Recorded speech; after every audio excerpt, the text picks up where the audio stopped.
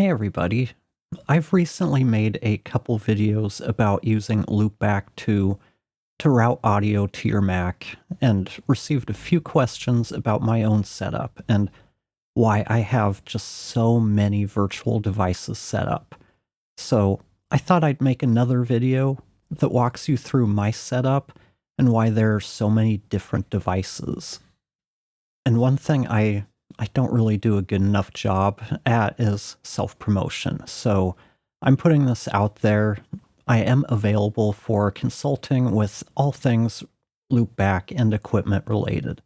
You can find a link to my contact page in the description below.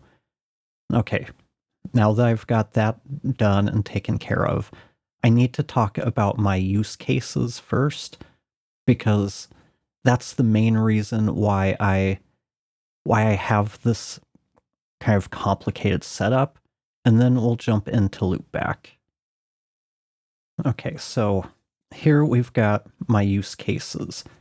I do live streams, live demos, live podcast production and engineering, coaching calls, tutorial videos, plugin and equipment demos.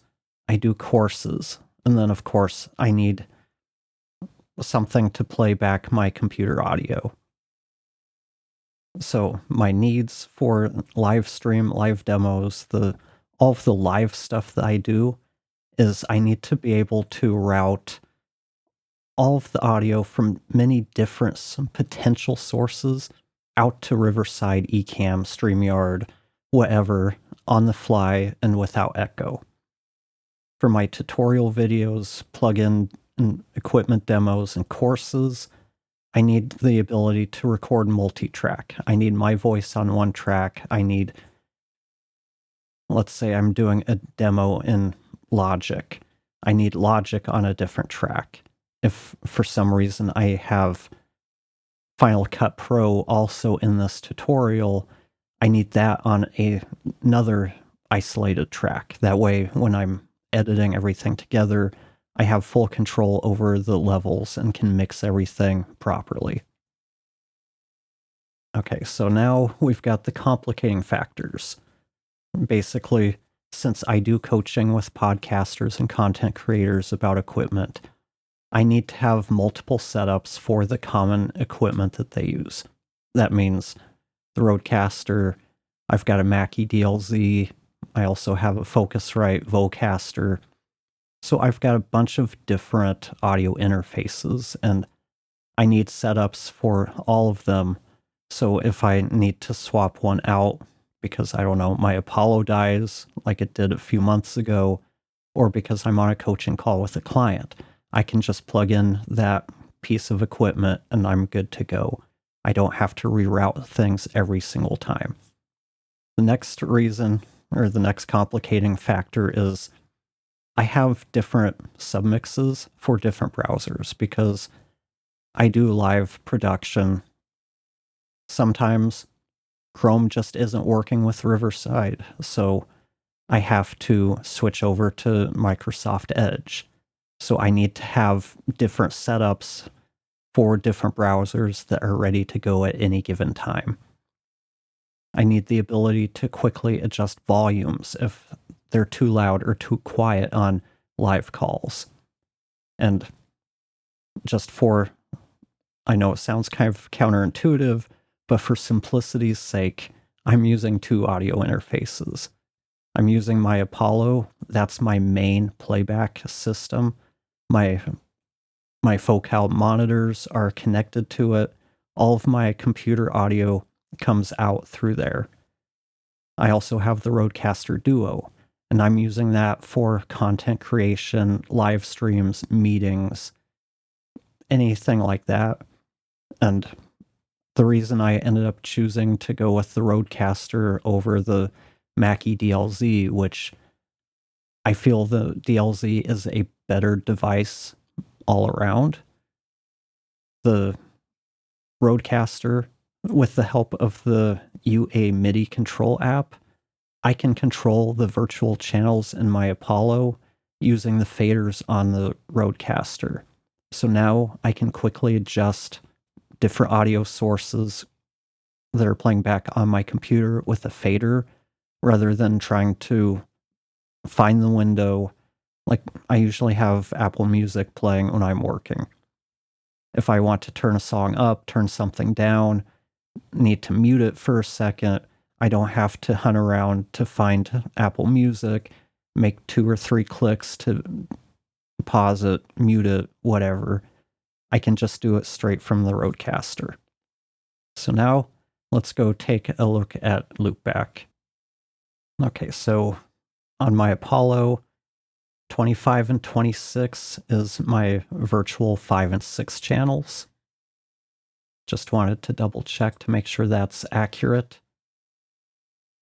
So I'm routing Chrome to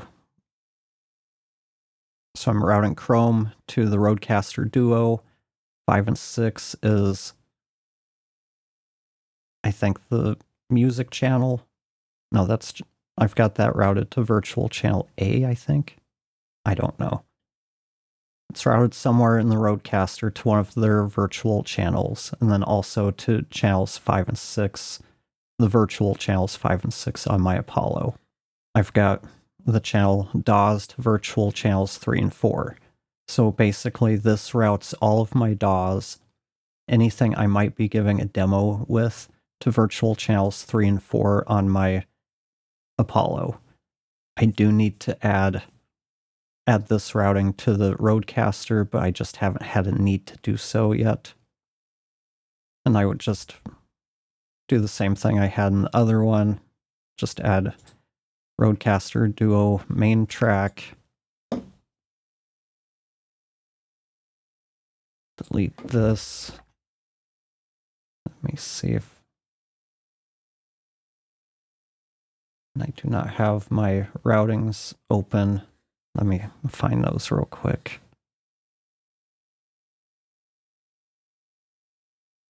And I know you can't see this, but it helps me with my setup so I can tell you what I'm doing. Okay, so I'd route these. These are going to virtual 3 and 4. These are my DAWs. I would route these to my music channels, which are 5 and 6 on the Rodecaster.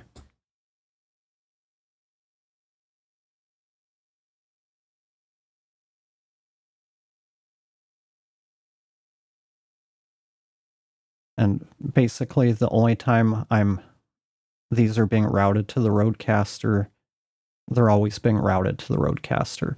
But the only time I'm using the Rodecaster to hear them is when I'm doing a video or a live call and I've got my headphones plugged into the Rodecaster. But for my everyday things, when I'm editing, doing anything like that, I've got my headphones connected into my Apollo. That's my main working interface. So next one, Ecamm to virtual 5 and 6. Same thing. It's routing to the music channel. On the Rodecaster, it's routed to virtual 5 and 6. Let me find out what I have virtual 5 and 6 named in console. So virtual 5 and 6 is named music. 3 and 4 are my DAWs. 1 and 2 are my virtual mic channels. And we'll get to virtual 7 and 8 in a minute. You can see I've got my DLZ set up, Rodecaster and Universal Audio. I've got Ecamm Live and the Ecamm Live Beta. One thing I haven't talked about in other videos is adding additional output channels to your virtual device. And the reason I do this is basically routing stuff to virtual channels in a way that, let me think this through. Channels 1 and 2 by default get routed to the main output in something like Riverside. Browser-based platforms can only handle a stereo mixed output. So usually the platform will pull channels 1 and 2. I ran into issues with echoing and stuff like that. The only workaround was to create channels 3 and 4, so they are not sent out through the main outputs into Riverside or StreamYard, Zoom, whatever. But I can still route it out to Virtual 5 and 6 so I can hear it. This is similar to what I was doing with routing stuff into the Q outputs. And I can't remember at this point why I did it this way instead of using the Q. Okay, the reason I do it this way and not using the Q is because I was running into issues with my main playback system. I want my main playback to be set to the monitor mix, and the only way to allow me to hear these sources was to route them to a virtual channel.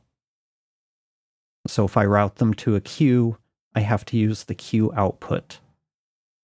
And that caused a bunch of other problems with my everyday playback system.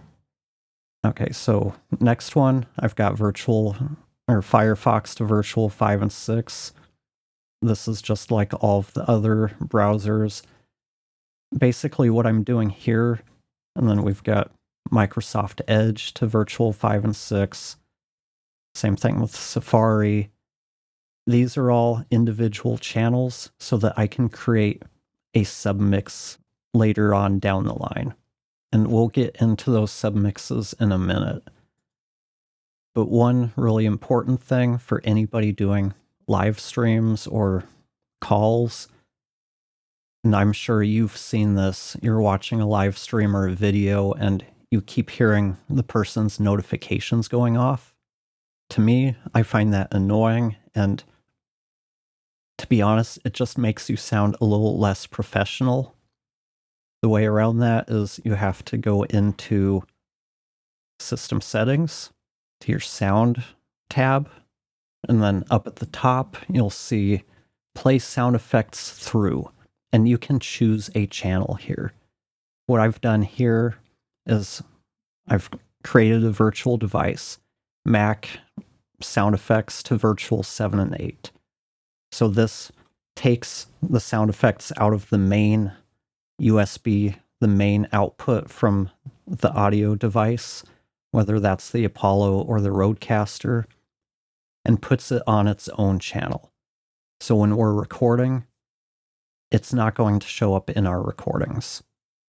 This is one big thing that we need to be aware of, and it's simple to fix by doing this. And then you'll also see that I've got this routed, those sounds routed to channels 3 and 4 on my Rodecaster. I can't remember what channels those are. Those are... Everything's sluggish today. Channels 3 and 4 are the game virtual channel on the Rodecaster, and that's virtual channel 7 and 8 on the Apollo. This way I can still hear the alerts in my headphones. That way, if I'm editing, I can hear if I get an email or whatever. Next, I've got mic 1. This is an old device that was set up just to basically route preamp 1 of my Apollo into a virtual device. I actually don't need this one now. So we'll go ahead and delete that. I've already gone through the browsers. Here we're routing all of these different sources. It's called music, but basically it's anything where I need to hear the audio for different things that I'm doing that isn't browser based. So if I need to listen to a file through Finder, or I'm checking a transcript in Mac Whisper, watching a QuickTime video, all of these go through Virtual 5 and 6, and I don't have these routed to a channel here in the Rodecaster, but I think I have them elsewhere. I have QuickTime mic audio, and this is an interesting one. Actually, I need to fix this. System. I I hate that the Rodecaster uses input 1 and 2 as their main outputs. I'm so used to channel 1 being preamp 1, channel 2 being preamp 2, and usually your outputs are the last channels. With the Rodecaster, they do 1 and 2 as your main outputs, or your main inputs. So I'll route mics 1 and 2, which are actually inputs 3 and 4. Here, we want each mic coming out both sides, both left and right, for content creation. But basically, what this device is for is, if you've ever tried recording into QuickTime using something like an Apollo interface or really any multi-track interface, for some reason, QuickTime records all of the input channels. So when I record using my Apollo, I was getting videos that had something like 30 plus audio tracks, which that's going to freak out a lot of editing software. So the way around that is create a virtual device that's just for the mic. So I'm sending just 2 channels of audio into QuickTime. That solved that problem for me. And you can see here, I am using the Rodecaster for my mic. That's why we're seeing 1 and 2 light up, as well as input 3, which is the mic preamp 1. Okay, we've already talked about the browsers, so I won't talk about Safari. Tara does a lot of singing with music from iTunes. Sometimes it'll be tracks we're working on, other times she's just basically practicing and singing along with other stuff to keep her voice in shape. So we've got music which isn't routed anywhere. We're basically just routing the mic into channels 3 and 4. And then we've got 27 and 28, which I'm not sure what those are. Let me go into console real quick. Okay, so that's monitor left and right. So we're bringing all of the main audio from the computer into this device and sending it out to 23 and 24, which is virtual 3 and 4. And that's to be able to create a custom headphone mix in console. To Ecamm, this is where the submixes come into play, like I mentioned earlier. I'm creating these different submixes here rather than trying to, so like we have DAWs to virtual 3 and 4. Instead of adding all of these into this 2 Ecamm device, that would make things really complicated. And I'm going to be routing these channels to a lot of other places. So I might as well create a submix of them so that when I want to route stuff to Ecamm, I'm routing my DAWs to virtual channel whatever, music to virtual channel whatever, my QuickTime mic, Chrome, Edge, Safari. And it's easy for me to do this for the different places I need to send audio, because each place, so we can create a mix minus, needs its own custom mix. So to Riverside-Chrome, this is when I'm using Riverside in Chrome. This will be my input mic selection. And I've got my DAWs to virtual, Firefox to virtual, Edge to virtual, QuickTime mic, Safari to virtual. You won't see Chrome in here because if I add Chrome, we're going to get echoing when the guest talks. They're going to hear themselves echoed back. We don't want that.